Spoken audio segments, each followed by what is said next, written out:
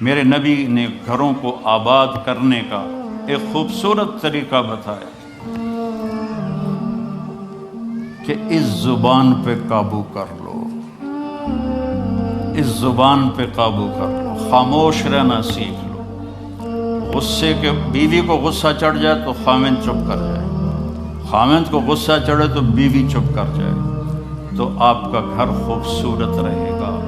اگر دونوں ہی آگ لگ گئی اور دونوں ہی بولنا شروع ہو گئے تو آپ بھی گئے، آپ کے بچے بھی گئے۔ اپنی زبان پہ قابو پانا سیکھو۔ ہماری ایک دھوبن تھی ماسی شریفہ، فوت ہو گئی بیچاری، وہ تھی بڑی لڑاکی، چھوٹے قادری آئے تھے، چنگا شرلی پٹاخہ ہے، تو وہ آئی میری بہن کے پاس، کہتی بی بی میریاں نوواں میرے نال بڑا لڑدیاں، لڑتی آپ تھی، میریاں نوواں میرے نال بڑا لڑدیاں، میں نے کوئی تویز دے کہ ساریاں میریاں نوکر بن جانا۔ اب میری بہن کو تو پتہ تھا کہ ماشاءاللہ آپ سوا سیر ہے، تو میری بہن تویز گنڈے کا ہمارے ملک میں بڑا رواج ہے، تو ایسے الٹی سیدھے لکیریں لگا کے نا، تو رول کر کے چھوٹا سا بنا کے نا، کہا کہ ماسی جب تیری لڑائی ہونے لگے تو یہ تعویذ تم نے یہاں رکھ لینا اور چک مار لینا ایسا، اور اس کو گرنے نہیں دینا، گر گیا تو تیری خیر کوئی نہیں۔ اور اس نے کیا کیا، اس کو چپ کروانے کا طریقہ، تو تعویذ کی تو بڑی اہمیت ہوتی ہے۔ تو ایک ہفتے کے بعد آ گئی، بی بی تو بڑا چنگا تعویذ دیتا، ساری لڑائی ختم ہو گئی کیونکہ ماسی شریفہ چپ ہو گئی۔ تو یہ سب ان عورتوں کو بھی تعویذ دیتا ہوں، ماسی شریفہ والا آپ کو بھی دیتا ہوں۔ ماسی شریفہ والا تعویذ لے لو، آپ کی زندگی بڑی خوشحال ہو جائے گی۔ اللہ کی قسم، جھک جانے میں جو عزت ہے وہ سر اٹھانے میں نہیں ہے، چپ رہنے میں جو سکون ہے وہ جواب دینے میں نہیں ہے۔ آپ خاموش رہنا سیکھو، آپ اپنے بچوں کو عزت دینا سیکھو، اپنے بچوں کو ٹائم دیا کرو۔ یہاں مرد کی بھی جاب ہے، عورت کی بھی جاب ہے، تو بچے نظر انداز ہوتے ہیں، ان کو ٹائم دو۔ میرے نبی نے فرمایا اکرموا اولادکم، اپنی اولاد کو عزت دو، اور آپ نے فرمایا خیرکم خیرکم لأہلہ، سب سے بہترین مسلمان وہ ہے جو بیوی سے اچھا سلوک کرے۔ اور ایک عورت نے پوچھا یا رسول اللہ میرے خامند کا میرے اوپر کیا حق ہے؟ آپ نے فرمایا تیرے خامند کے جسم پہ پھوڑے نکل آئیں اور ان میں گندا پانی جمع ہو جائے اور تو زبان سے چاٹ چاٹ کے اس کے زخم صاف کرے تو بھی تو نے خامند کا حق ادا نہیں کیا۔ دونوں کو بیلنس کیا ہے۔ بہترین مسلمان وہ ہے جس کا بیوی کے ساتھ اچھا سلوک۔ آپ نے 11 شادیاں کی، یہ شوق کی نہیں تھیں، یہ اللہ کے حکم کی تھیں، اور ہمیں زندگی سمجھانے کے لیے تھیں کہ آپ یہاں رہو یا کہیں اور جگہ رہو، جب تک آپ کو صبر اور برداشت کرنا نہیں آئے گا آپ کی زندگی خوبصورت نہیں ہو سکتی۔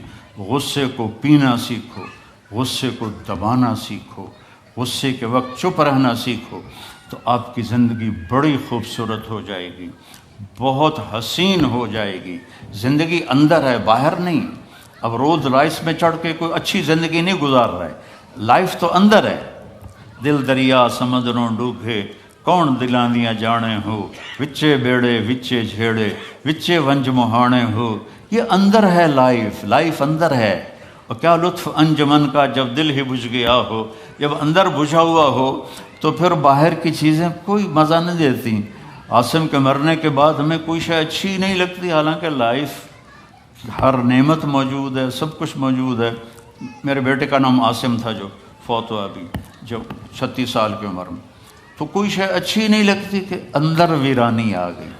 یہ اندر میں خوشحالی ہو، اس کے لیے صرف ایک ہی دوا ہے، وہ ہے محمدی بننا اور محمدی اخلاق کو اختیار کرنا، اللہ کے نبی کے طریقے پر چلتے ہوئے اپنی جان سے لڑائی لڑنا۔ ایک ہمارا دوست تھے، وہ تبلیغ میں گئے تو ان کو داڑھی رکھنے کا شوق ہو گیا، اب بیوی ان کی رکاوٹ بنے، کہ داڑھی رکھو گے تو مجھے طلاق دینی ہوگی۔ اب وہ کافی دیر بیچارے سوچتے رہے، ایک دن ان کو ترکیب سوجی، آ کے بیگم سے کہنے لگے میرا جی چاہ رہا ہے کہ میں دوسری شادی کروں۔ لیکن میں سوچتا ہوں پہلے داڑھی رکھوں یا پہلے شادی کروں. تو ان کی بیگم نے کہا پہلے داڑھی رکھ لو، پہلے داڑھی رکھ لو. تو ایسے اپنی بیگمات کو مناؤ پیار محبت سے. عزت تو نبی کے طریقے میں ہے. نبی کا طریقہ چھوڑ کے میرا والد مجھے ڈاکٹر بنانا چاہتا تھا، تو آج میں یہاں کھڑا ہوتا. اگر میں ڈاکٹر ہوتا، میرا چھوٹا بھائی ڈاکٹر ہے، بہت اعلیٰ ڈاکٹر ہے، تو میں یہاں کھڑا ہوتا. مجھے یہاں میرے نبی کا طریقہ لے کر آیا ہے، میرے نبی کی سنت لے کر آئی ہے، میرے نبی کی زندگی لے کر آئی ہے. اور آپ جس محبت سے تشریف لائے ہیں اس کے پیچھے میرے نبی کی زندگی ہے. تو اللہ کی قسم عزتوں کا خزانہ ہے میرے نبی کی پاکیزہ زندگی.